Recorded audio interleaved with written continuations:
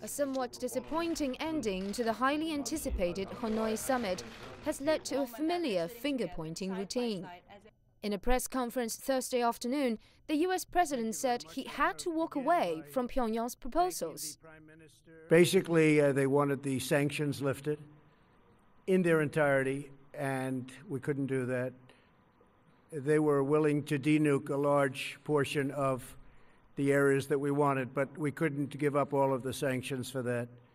But an emergency press release put out shortly afterwards by the DPRK's foreign minister gave a different account. We offered a realistic proposal in this meeting.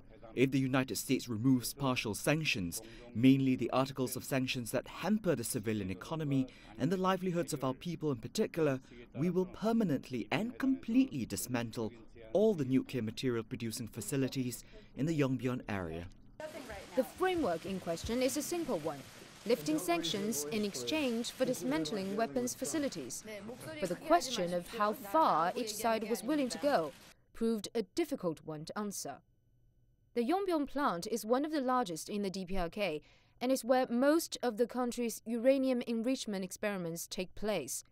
It was once partly dismantled in 2008, but resumed operations in 2013 after the six-party talks fell apart. Pyongyang's foreign minister explained to reporters Thursday that his country had already taken a huge step, offering to permanently dismantle the Yongbyon facility in exchange for Washington to remove only 5 articles of the UN sanctions. Kim Jong Un's delegates stressed that the 5 sanctions they hope would be cancelled is for the sake of the livelihood of the DPRK people. Domestic food shortages in the country reached over 1.4 million tons last year.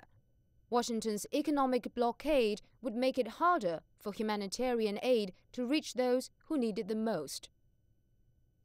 Despite these serious differences, the two leaders have reportedly left Hanoi with a positive mindset. President Trump said he's prepared to pursue more talks with Kim, a gesture echoed by the DPRK state media, who said Kim Jong Un also looks forward to future talks. 马克 CGTN